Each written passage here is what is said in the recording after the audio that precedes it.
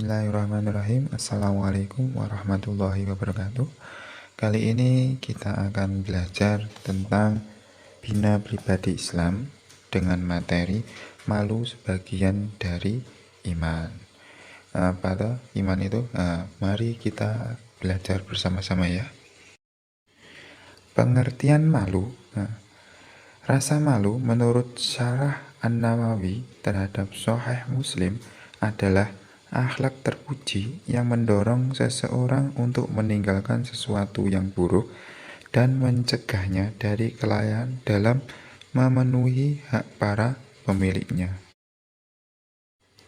Selanjutnya adalah keutamaan rasa malu. Rasa malu memiliki keutamaan yang banyak. Hal itu dijelaskan dalam sunnah Rasulullah. Di antara keutamaannya adalah sebagai berikut. Yang pertama adalah sifat malu yang benar mendatangkan kebaikan. Rasulullah SAW bersabda, sesungguhnya sifat malu tidaklah mendatangkan kecuali kebaikan. Hadis riwayat Bukhari dan Muslim. Dalam hadis yang lain, Rasulullah SAW bersabda, sifat malu adalah baik semuanya. Hadis riwayat Muslim. Berdasarkan hadis tersebut, Rasulullah SAW menjelaskan bahwa rasa itu semuanya baik. Yang kedua adalah rasa malu perangai yang disukai oleh Allah. Rasa malu bagian dari iman. Setiap kali rasa malu bertambah pada diri seseorang, maka bertambah juga keimanannya. Yang ketiga adalah membawa pelakunya masuk ke surga. Rasulullah SAW bersabda, rasa malu adalah bagian dari iman, dan iman berada dalam surga. Dan sikap terang-terangan atau dalam perbuatan maksiat dan tidak memiliki rasa malu adalah keburukan, dan keburukan berada di neraka. Hadis riwayat Tirmidzi. Sesungguhnya kalian harus malu kepada Allah Subhanahu wa taala. Rasulullah SAW bersabda, sesungguhnya Allah adalah zat yang berhak untuk kalian malu kepadanya.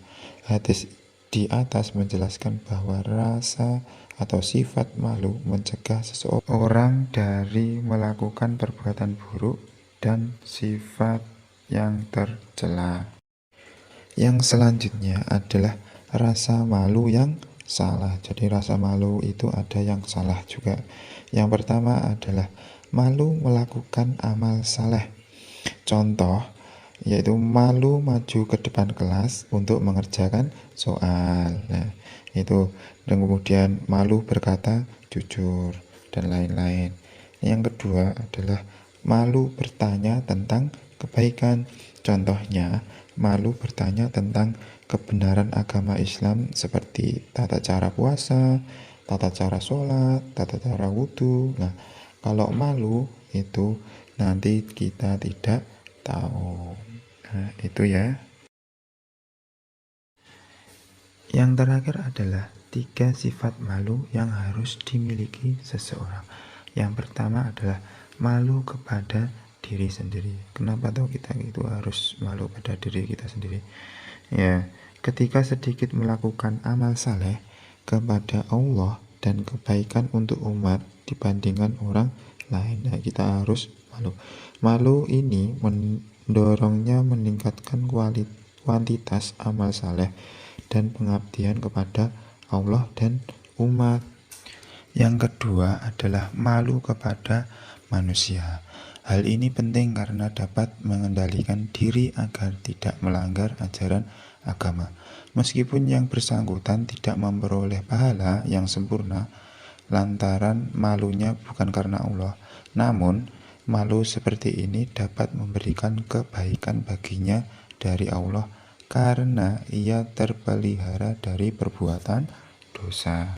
Dan yang tiga adalah malu kepada Allah.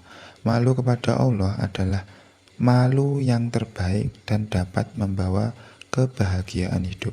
Orang yang malu kepada Allah tidak akan berani melakukan kesalahan dan meninggalkan kewajiban selama meyakini Allah selalu mengawasinya. Ya, kalian masih tahapan malu yang mana? Ayo. Nah, mungkin itu dulu yang bisa saya sampaikan. Banyak kurangnya saya mohon maaf.